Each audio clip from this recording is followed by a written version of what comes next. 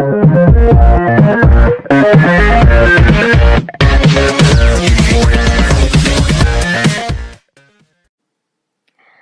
Assalamualaikum warahmatullahi wabarakatuh. Saya akan melanjutkan penjelasan tentang human factor dari aspek pendengaran, kemudian sentuhan, dan memori dan juga emosional dari si manusia atau pengguna. Nah, kalau dari materi yang sebelumnya kita bahas mengenai aspek penglihatan dari indera penglihatannya manusia. Jadi dari indera penglihatannya manusia ini ternyata berpengaruh ya terhadap sistem-sistem komputer atau sistem komputasi yang ada saat ini gitu ya.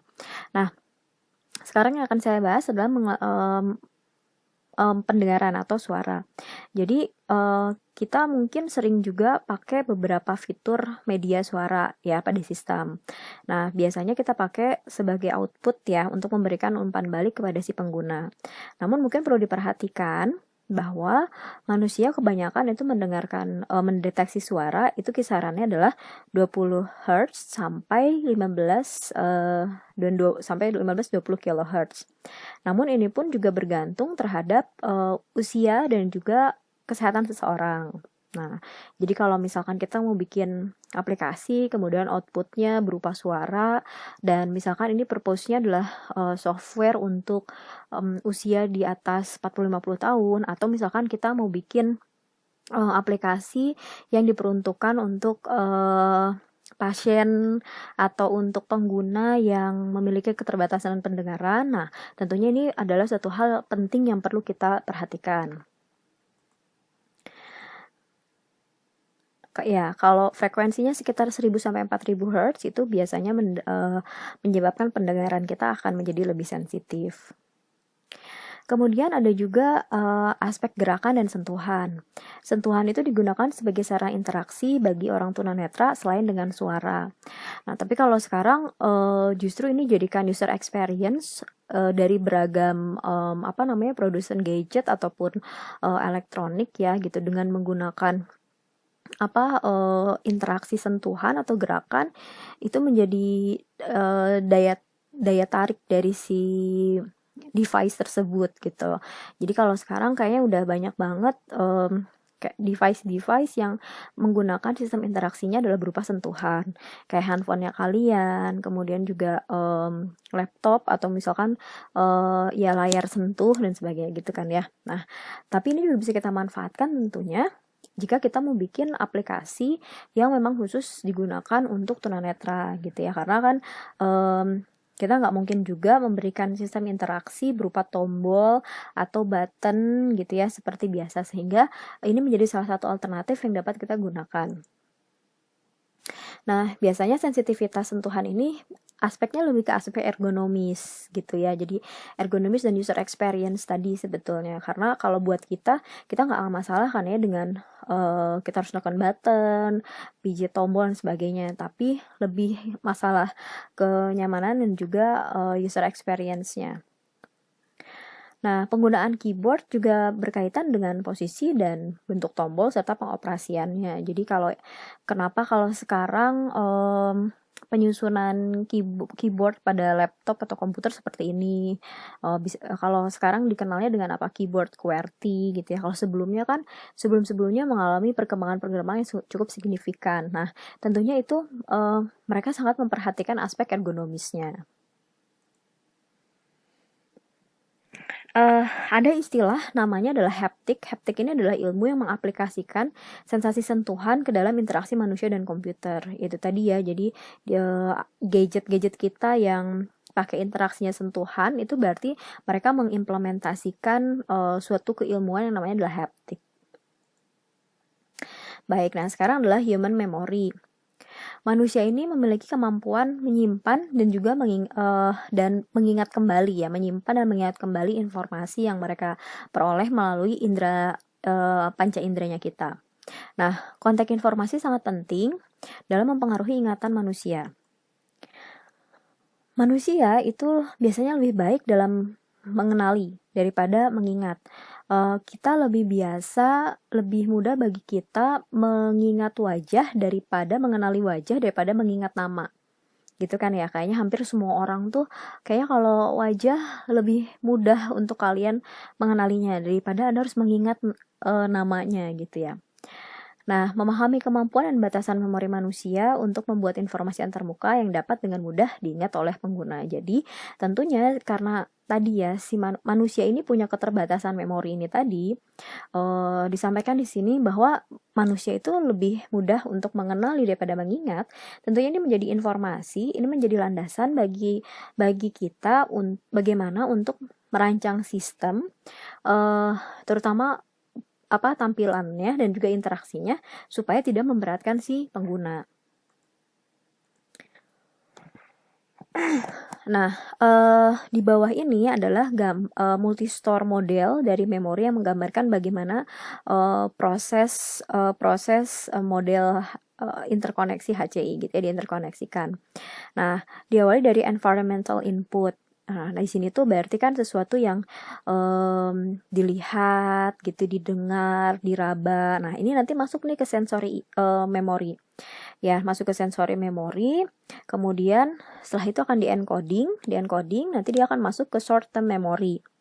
Nah, di short term memory ini kan berarti data dari sensory memory ini masuk ke sini, diproses gitu ya. Di sini butuh proses yang namanya kita harus mengulang gitu ya. Harus mengulang informasi itu. Kemudian kalau jika kita dapat mengulang itu dengan baik, maka si data atau informasi itu akan masuk ke long term memory.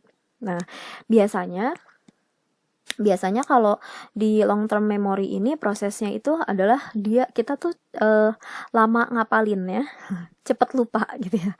Udah lama ngapalinnya cepet lupa gitu ya. Yang itu yang short term memory.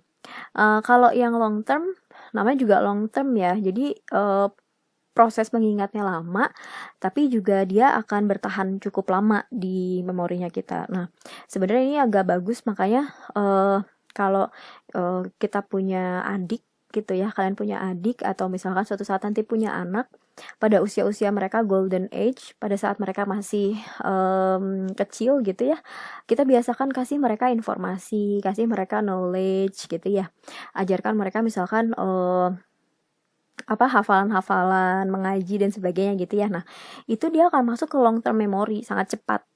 Jadi usia-usia mereka itu menyerap informasinya sangat cepat dan juga biasanya bertahannya lama gitu. Nah, sekarang kita lihat sensory memory. Nah, sensory memory ini terhitung sangat prosesnya memang sangat singkat. Jadi disebut juga dengan iconic memory. Ya, iconic memory. Nah, biasanya sensory visual memory ini tuh biasanya informasi mentah sebenarnya ya, yang diterima oleh otak kita. Jadi artinya begini loh, kita tuh biasanya tanpa sadar si panca indera kita ini menginputkan data-data di bawah alam sadar kita. Nah, dan itu tuh masuk ke otak, ke sensory memory. Jadi kalau misalkan mungkin Anda pernah ya, sebagian dari Anda mungkin pernah memimpikan orang gitu yang Anda belum pernah ketemu atau Anda tidak kenal sama sekali. Kalau misalkan Anda percaya yang takhayul sebagainya, katanya ada yang bilang Anda diperhatikan oleh makhluk halus yang wajahnya seperti itu dan sebagainya gitu ya. Tapi sebenarnya ini dapat dijelaskan secara ilmiah.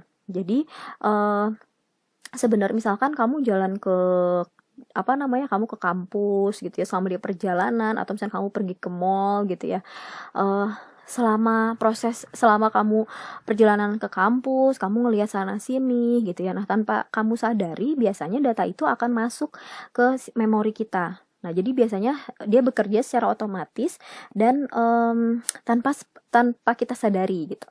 Jadi otak kita tuh terus merekam itu. Ya, nah mungkin kamu sendiri nggak akan ngeh ya, karena dia kerjanya mungkin di bawah alam sadarnya kamu gitu. Tapi ya itu tadi, ternyata dia tersimpan di memorinya kamu gitu, dan ya kamu bisa memimpikan wajah atau objek tersebut gitulah. Nah, itu adalah tadi ya bagian dari sensory memory. Kemudian setelah itu dari sensory memory dia akan masuk ke short term memory. Nah, jadi kalau di sensory memory itu tadi ya environmental input itu akan masuk ke sensory memory. Apa yang kamu lihat, apa yang kamu dengar, apa yang kamu raba itu masuk ke sensor memory kamu. Kemudian dia akan lanjutkan si data-data yang tadi kita dapat dari panca indera kita, itu kemudian akan dia teruskan ke short term memory. Nah, short term memory atau kita sebut juga working memory. Sifatnya sementara dan biasanya kita butuh kalau ini mungkin dia waktunya menitan gitu ya. Jadi proses kita nih kalau untuk kalau di short term memory itu kita butuh waktu untuk mengingat informasi itu dalam satuan menit, dan kita dapat mengingat informasinya dalam beberapa jam ke depan. Tapi kalau sensory memory itu kamu mengingat itu mungkin hanya hitungan detik gitu loh, bahkan tanpa kamu sadari itu tadi kan ya. Nah, di short term memory ini tentunya banyak batasannya. Ada istilah namanya 7 plus or minus 2 units. Nah, karena dia punya banyak batasan, maka ada caranya. Caranya adalah jadi istilah namanya chunking. Nah, chunking ini berhubungan dengan suatu tindakan menyusun ulang atau mencacah suatu informasi ke dalam potongan yang lebih kecil, potongan-potongan yang lebih kecil lagi. Jadi dalam kata lain, chunking ini berarti kita mengatur atau mengelompokkan bagian-bagian bagian yang memiliki informasi yang mirip gitu ya, informasi yang mirip secara terpisah. Nah, dengan chunking ini sebenarnya memudahkan kita untuk dapat menghafal gitu ya, menghafal suatu informasi yang sifatnya lebih banyak gitu misalkan. Nah, chunking ini sebenarnya dia chunking ini kan sebenarnya dia menggabungkan item yang terpisah dari informasi ke unit-unit yang besar. Jadi kalau ada George Miller tahun 56, dia menyatakan bahwa chunking ini adalah alat untuk mengingat yang kuat dan untuk meningkatkan jumlah informasi dan dapat memperpanjang si informasi itu bertahan lama gitu ya di short term memory-nya gitu. Nah, ini ada informasi bahwa usia mempengaruhi dari proses short term memory itu, si chunking-nya itu tadi, proses menghafal. Nah, jadi kalau tadi dibilang 7 plus minus 2 units gitu. Nah, ternyata itu tadi sebenarnya kalau semakin usia yang semakin lanjut gitu ya. Nah, ternyata kemampuan mereka untuk proses mengingat juga agak susah gitu. Proses mereka recall juga memang agak susah, terbatas gitu. Kalau tadi mungkin 7 plus gitu ya. Nah, kalau mungkin udah kesini udah turun gitu ya. Nah, jadi faktor usia juga mempengaruhi itu. Nah, chunking tuh biasanya salah satu contohnya kayak misalkan kamu lebih lebih mudah mengingat nomor telepon atau nomor handphone gitu ya.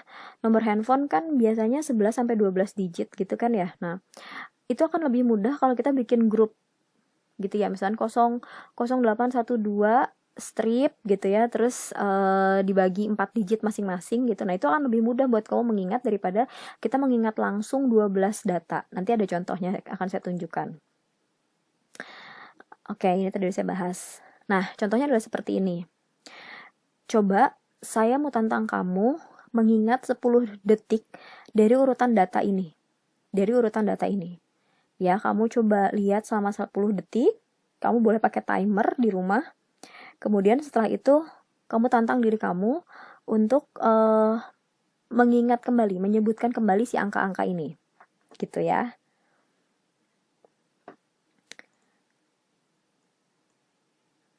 Atau kita coba yang ini. Lebih cepat mana untuk kamu mengingat?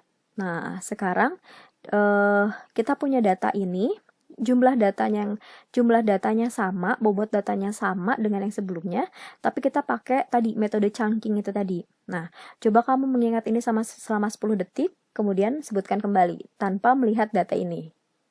Nah, coba Anda tantang diri Anda sendiri. Oke, menurut Anda mana yang lebih cepat Anda ingat? Yang pertama atau tadi yang kedua?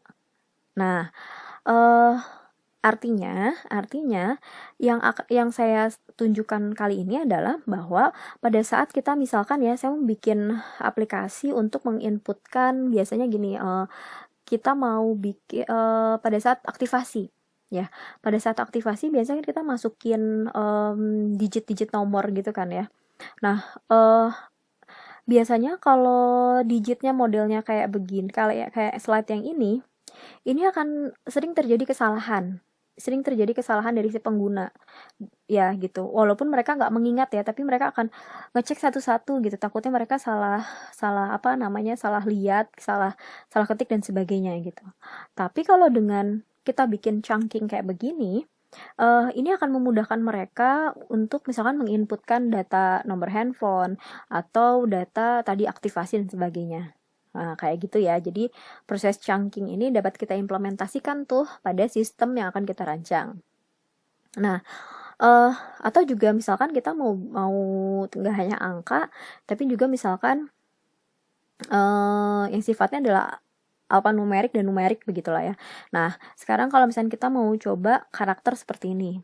Nah, coba Anda tantang diri Anda 10 detik, coba Anda ingat ini. Kemudian setelah 10 detik, coba sebutkan kembali tanpa melihat si teksnya. Oke, nah ini biar sama diganti 10 detik ya, 30 detik terlalu lama. Dibandingkan dengan ini, pasti akan lebih cepat kita mengingat ini daripada yang teks yang ini ya kan. Nah, atau juga waktu zaman kita masih SD gitu ya, untuk mengingat nama apa namanya Mejiku Hibiniu. Nah, itu merupakan metode chunking sebetulnya, metode cepat untuk si anak-anak tuh mengingat informasi. Dibandingkan mereka harus mengingat merah, hijau, kuning gitu ya, itu mereka akan kesulitan sebenarnya. Dan ada kemungkinan mereka akan melakukan kesalahan mengingat atau kesalahan posisi gitu ya. Sehingga trik-trik para pengajar itu mereka menyisipkan metode chunking itu tadi. Makanya kita kenal Mejiku Hibiniu. Nah, itu metode chunking gitu ya. Nah, atau ada juga yang namanya mnemonic system. Nah, kalau mnemonic system ini juga sebenarnya salah satu trik yang dapat digunakan untuk membantu dalam memorizing number. Jadi kalau misalkan dulu juga waktu zaman sekolah, anak-anak SD gitu ya, mereka agak kesulitan menyebutkan susunan bulan ya, kadang-kadang ketukar lah dan sebagainya, sehingga kita gunakan mnemonic system ya, dimana sistemnya ini bekerja dengan mengkonversikan angka ke konsonan atau sebaliknya. Nah, jadi kalau ini kan kalau misalkan si jumlah hari pada bulan gitu ya, kadang-kadang kan suka bingung tuh anak-anak sekolah gitu ya. Nah, maka kita gunakan mnemonic system, modelnya kayak gitu. Nah, atau pada saat kita mau menghafal suatu data, maka bisa kita pakai mnemonic system gitu ya. Jadi misalkan kalau si satu nih berarti matahari gitu ya.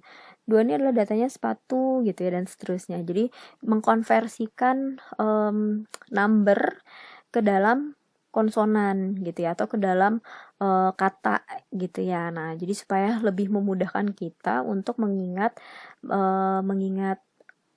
angka ya, terutama ya mengingat angka-angka, deretan angka gitu.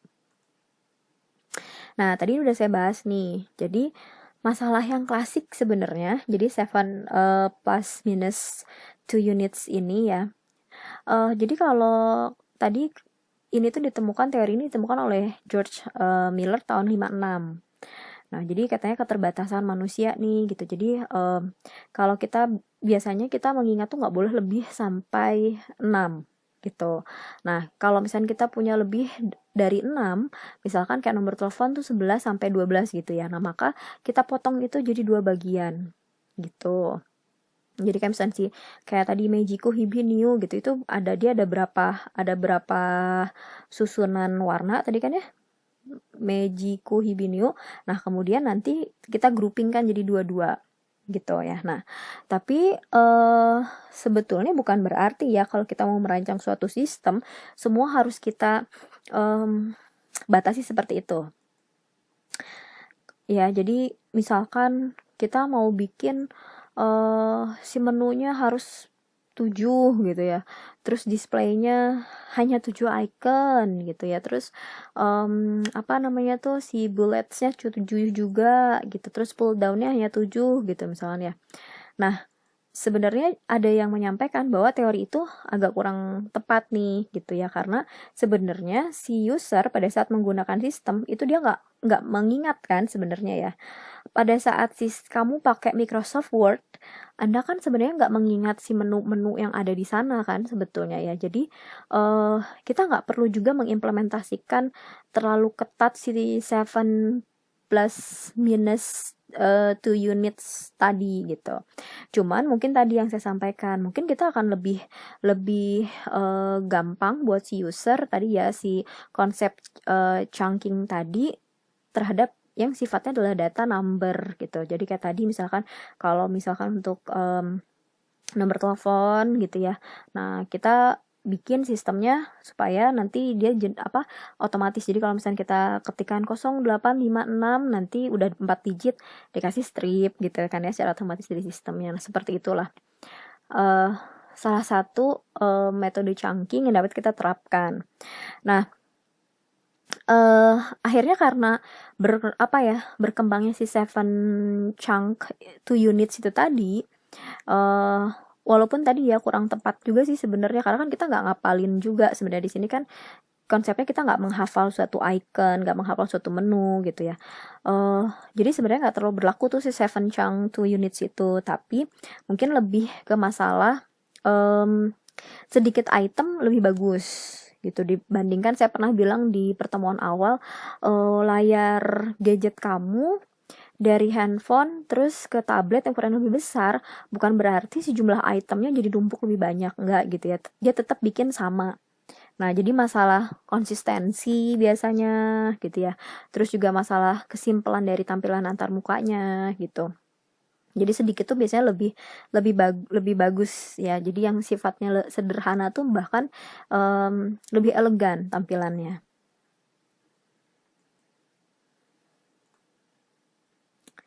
Nah, oke.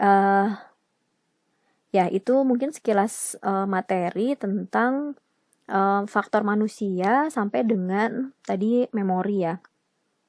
Nah, kalau untuk aspek emosionalnya, tentunya interface ini mempengaruhi banget aspek emosionalnya manusia. Mungkin di awal-awal udah saya jelasin juga, pernah saya singgung ya, kalau kita bikin suatu aplikasi dengan tampilan yang cukup tidak user friendly, kemudian membingungkan si pengguna gitu ya. Nah, itu pasti akan mempengaruhi aspek emosinya si user, meningkatkan tingkat stresnya si pengguna gitu. Yang tadinya mungkin dia happy terus pakai aplikasi kita malah jadi bete. Nah, masalahnya kalau mereka pada saat si user jadi emosionalnya terganggu, bisa jadi terjadi kesalahan ya dalam penggunaan aplikasi atau sistem yang kita bangun gitu. Nah, jadi ini adalah aspek yang dari human factor yang berpengaruh terhadap HCI, Human Computer Interaction. Oke. Sekian materi dari saya tentang human factor. Assalamualaikum warahmatullahi wabarakatuh.